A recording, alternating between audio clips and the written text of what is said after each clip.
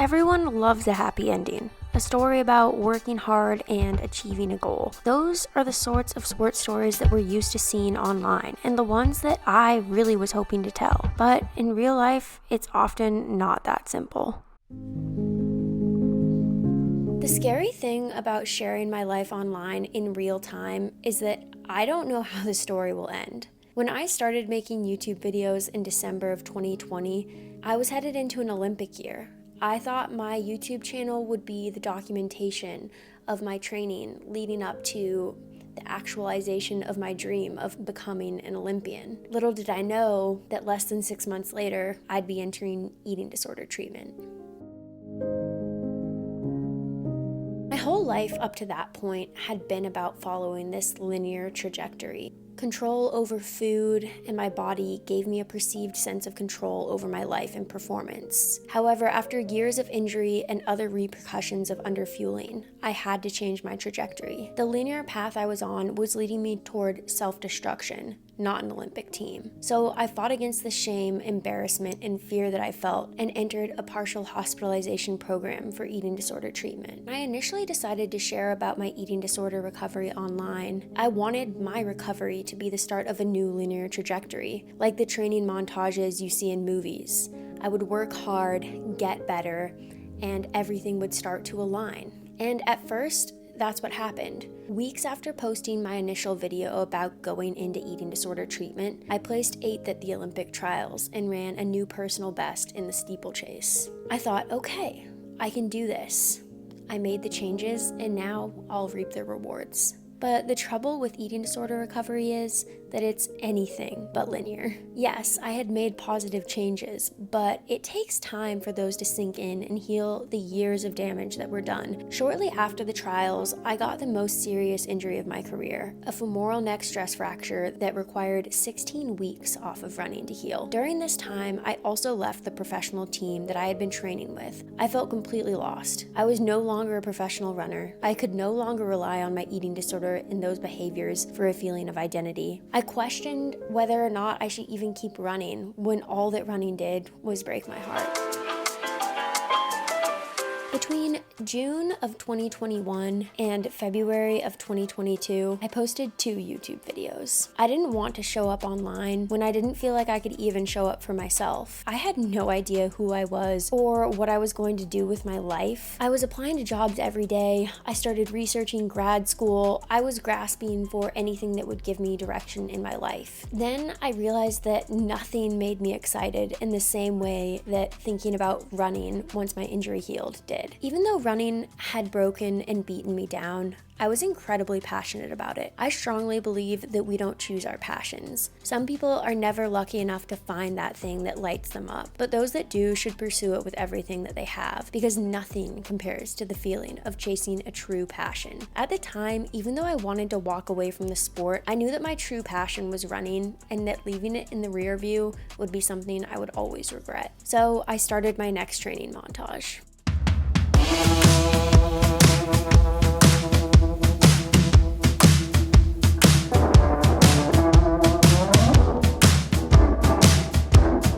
By February, I was doing workouts and decided that I wanted to return to YouTube.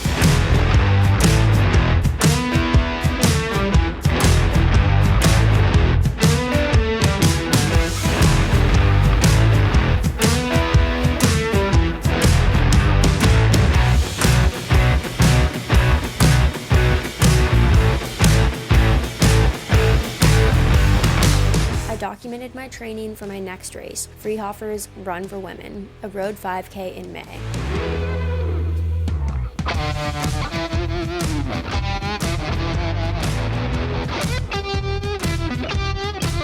I felt strong in my win at Freehofer's, and I was looking to carry that momentum into my next race, a 5K at Portland Track Festival. And I did. I felt incredible at the start of the race, and I truly thought this was my breakthrough season. I had done my time, fought through injuries and recovery, worked on my belief system, and changed nearly everything about how I approached the sport. I was a new person, and I wanted a new personal best. As much as I felt like I deserved a breakthrough though, nothing in this sport is given. After the halfway halfway point in this race, I started to fall off the pace and I fought as hard as I could to the line, but I did not run a personal best. I was 10 seconds short. The silver lining of this race was that it did qualify me to the US Championship. I went into the race as the last seed, ranked 24th, but I thought that I could do better and I was hoping for a top 10 finish. The race was super weird, alternating between 6-minute pace and 5:20 pace for the first 2 miles, which is not only a drastic change in pace, but also really slow for a US Championship 5K. And then in the last mile, it accelerated to the point where the winners ran 4:25 for the last mile. I wasn't able to hang on. I ended up placing 16th. The race result alone wouldn't have been too devastating, but I also walked away from the race with a pain in my quad and was pretty sure that it didn't bode well for the rest of my racing season. I ended up taking 6 weeks off before the pain went away. I never got imaging, so I don't really know what it was, but I'm guessing some sort of a stress reaction. At this point, it was time for another reflection on whether or not I wanted to continue to pursue the sport. I thought about retiring, as it was becoming a yearly tradition at this point. In the end, I came to the conclusion that I wanted to give running another go. Ari started coaching me, Spencer, and our roommate Myler, and we called it Last Resort Track Club. In October 2022, my next training montage began.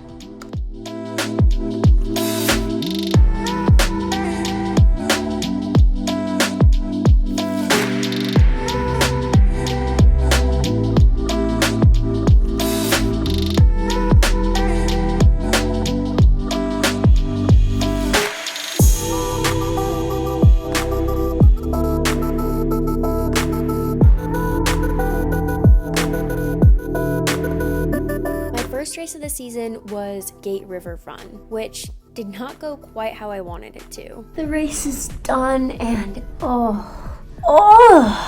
that was absolutely brutal. Around mile 4, I just felt like I got hit by a ton of bricks. I was literally just like autopilot, like survive, felt like I was falling apart, but I was just doing everything I could to keep putting one foot in front of the other. But it also wasn't a disaster, and I went back to training and got ready for the Carlsbad 5K.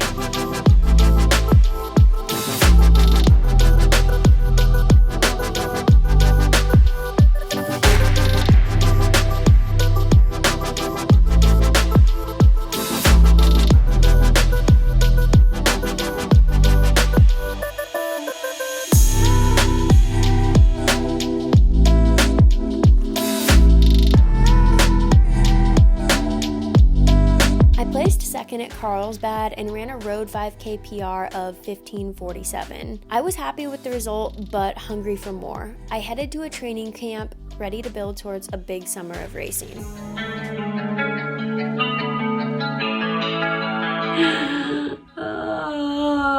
A little over a week ago, I started having some shin pain, and so the training montage did not end the way I thought it would, and I ended up cross-training for 6 weeks and getting ready for a trail racing season later that fall.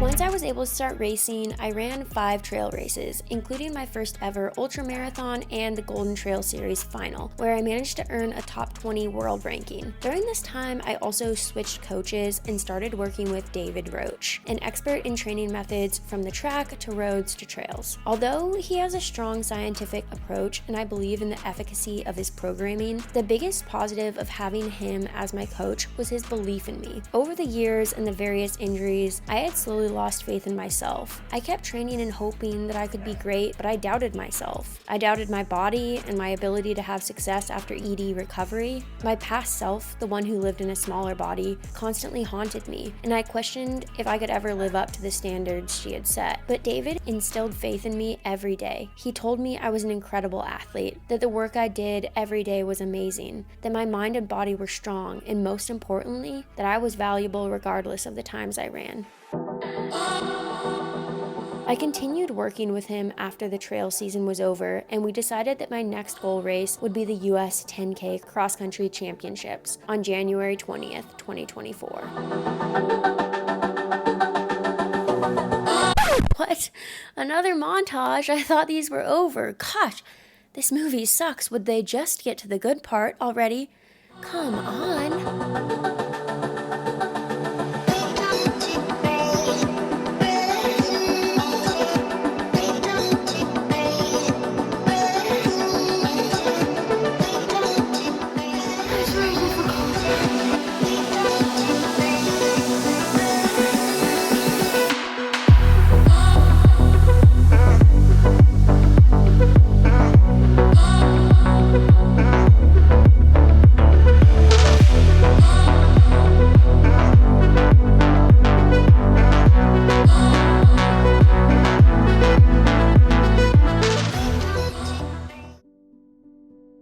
I used to stand on the start line ashamed because I knew that no matter how well I did, the way I had gotten there was not right. I had manipulated my body and jeopardized my health in an effort to maximize my performance. I would never have told anyone to do the same thing, and yet I stood on the line in a body that was the result of my disordered behaviors. When I stood on the start line this January, I was nervous, I was afraid, I was unsure, but I was not ashamed. I felt pride in the work that I had put in with the knowledge that I had done it the right way. I felt gratitude for everyone that was there, that had supported me for every single failed training montage. I felt brave for stepping to the line amidst self-doubt, and more than anything, I felt inspired to prove to everyone, and especially to myself, that the best version of myself was the one that was on the line that day. Recovery from an ED has a lot of parallels with racing. At first, it feels aggressive and hard, but you can do it because it's just the start. There's always extra motivation in the beginning. But then, later on, you start to feel some of the ramifications of the early effort. You notice changes in your body and how you feel, and you start to question if the effort is really worth it. Later, you realize that slowing down will only make it longer and less rewarding. Even though the effort is exhausting, giving up and starting over would be far worse. Once you can see the finish line, things get a lot easier. You feel a new strength in your body and your power of will. Your goal no longer feels like a far-off dream, but an attainable reality. Finally, you cross the finish line, and everything you went through is worth it.